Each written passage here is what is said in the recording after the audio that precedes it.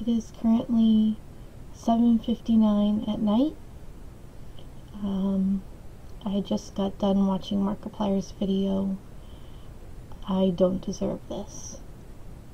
And I literally just got done watching it, so I still have a lot of feelings balled up.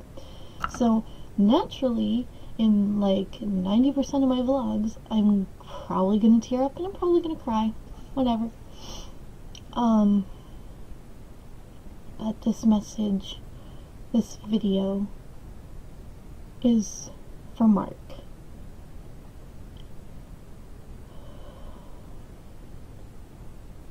It amazes me how you don't realize how important your channel is and how amazing you are to people. You said in your video you can't understand why why you got the award that you did.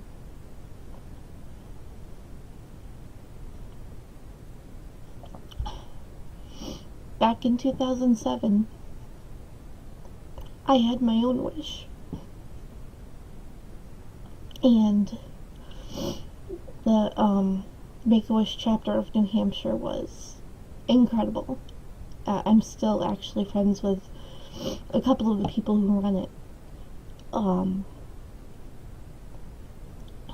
My wish was to go to North Carolina, Charlotte, to go to the All-Star race, and I got to meet Matt Kenseth, and he's like my racing idol aside from my uncle.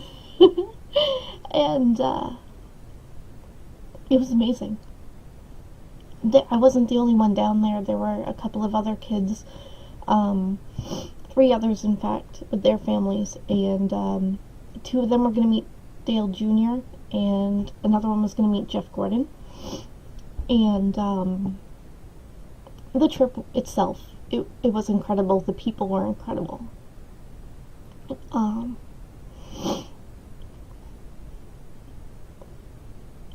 The reason for my wish is I have had renal failure all of my life.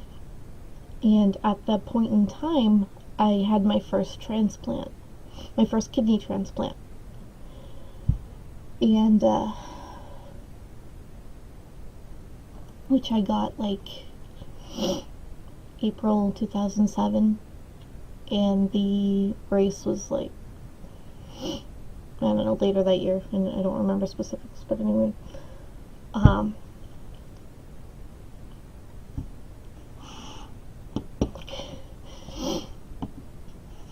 in 2009, I lost the kidney because I didn't take care of myself.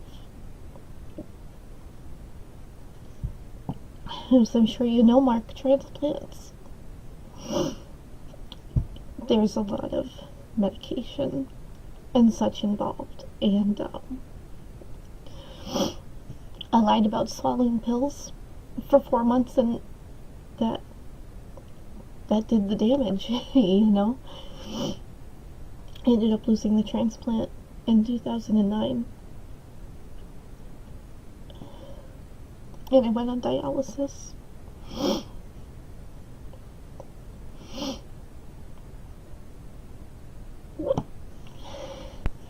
After being on dialysis for 2 years, I received a transplant from a cadaver, another kidney.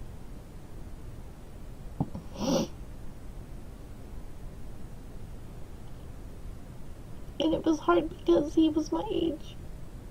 And for someone to die for me to live.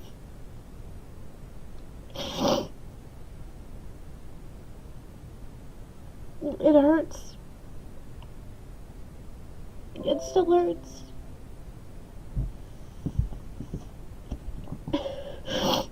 Because I screwed up that transplant too.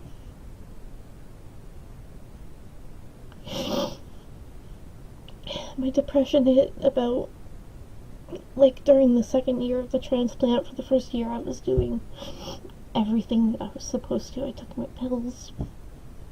I also have, when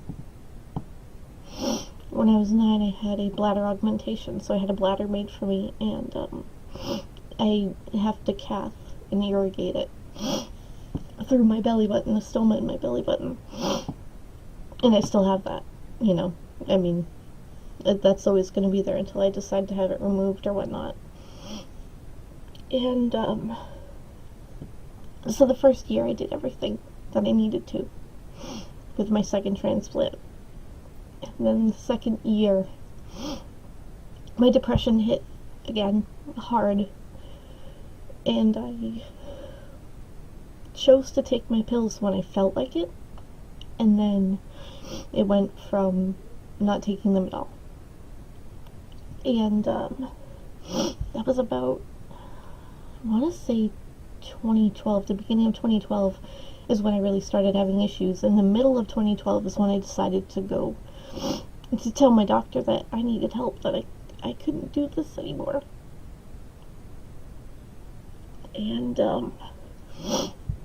around the end of 2012 was when my kidney was deemed not functioning. My transplant was deemed not functioning, and I had to go back on dialysis. And I ended up developing parvo, and so the kidney had to be removed. They were initially going to leave it in because it wasn't doing any damage, but I developed parvo, and that obviously was causing damage to my body, and so the kidney had to be removed. So basically, I have had 2 transplants. I have 2 shells in my body, but no kidneys whatsoever. I'm back on dialysis now. I actually had dialysis today. That's my fistula. It's fun. Yay. Get to live with that forever. It can't be reversed, unfortunately, so I'm gonna have these ugly bumps on my arm, but whatever. The important part of all of this, of me telling you my history, is because, I mean, I know what it's like to go through. To be a child going through an incredible illness and dealing with such an illness and having to live for months at a time in the hospital, not being able to go to school and be the child that I should have been. But it's made me stronger. And the reason why I'm telling you all this is because it leads up to a point. My boyfriend showed me your channel, I think, early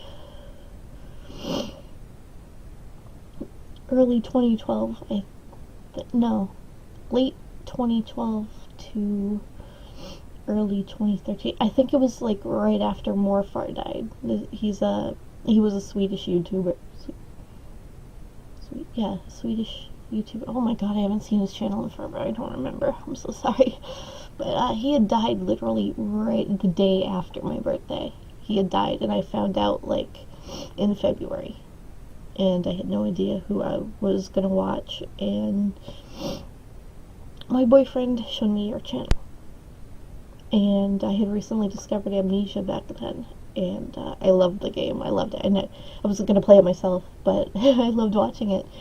And my boyfriend's like, yeah, this guy plays Amnesia, the game you like. And I'm just like, yes, oh my god. So I checked out your channel, and I instantly fell in love with, not like in love like I have a crush on you, but just in love with the person behind the camera. The person on the camera. And then I went to some of your live streams and donated money and got some of the exclusive stuff, and the more I saw you do live streams and charity events, the more I fell in love with the man behind the camera. And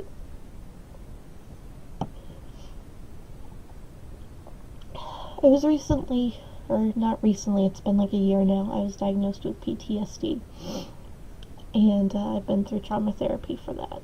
But it kind of explains why I was the way I was growing up, and why I was constantly not angry, but like had wicked mood swings and just flat out bitchy to people and didn't realize I was doing it and wanting to be bitchy to people, and anyway, sidetracking. This part's gonna bring me to tears again. So, in August of 2014, I have been on dialysis literally since like 2013 or something. So, shut up, PC. August of 2014, everything was getting bad again. And my depression hit. And it drove me to the point where I was going to kill myself. I had been labeled as suicidal before. I mean, from like the age of like 9, I was labeled as suicidal, but that's because I said things like, I wish I was dead and I wanted to die, but that didn't mean that I had plans to do something, and there were a lot of people who mistake that these days. I had thought about different ways, and this is weird because I have thought numerous times about different ways to kill myself, and each way that I thought of, I was afraid to leave a mess for someone else to clean up, and I was afraid that I would kill someone else or hurt someone else in the process. You know, like trying to crash my car or something. And so I never really had been driven to kill myself except for that night. I think it was August 5th. And I was waiting for my parents to go to bed. Also, I could overdose on some Vicodin that we had left over from my transplant. I decided that I would watch your channel one last time. And that was the day you uploaded your Believe video.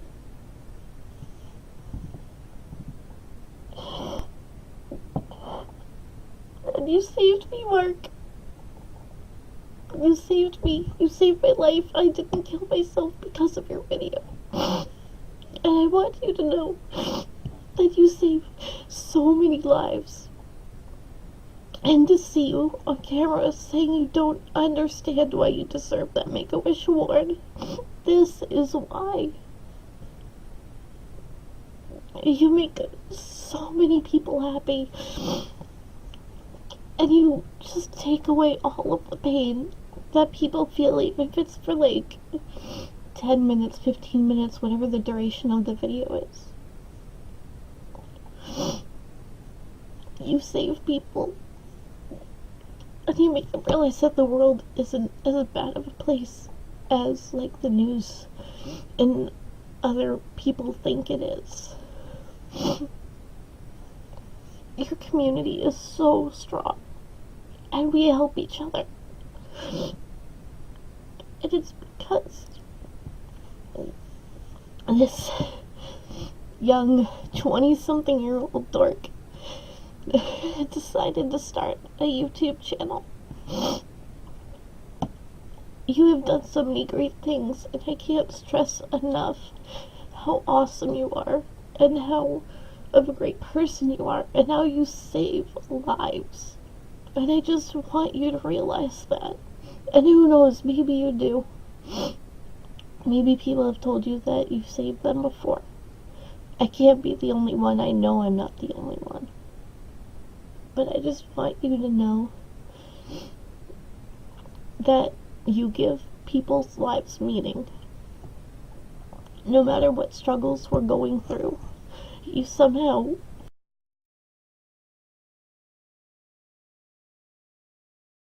you still care about us. All of us. And your inspiring messages are what help get people through the day. And I've always wanted to thank you for that. You not only saved my life, but you also inspired me to make my own YouTube channel. And, I've gotten away from it for a bit because I just mentally was not in a good place. I was physically not in a good place. I'm tired, but that's what dialysis does. Having no kidneys, it screws with your blood pressure and your energy. That's just what it does. But I need to be able to make time for my channel, just like you make time for yours. And so, with all of that being said, thank you. Because I would not be here. And my family would not have me. And I would not have the most loving boyfriend that I have. And I would not be able to help inspire people like you inspire us. So thank you. Keep doing what you're doing. And don't ever change.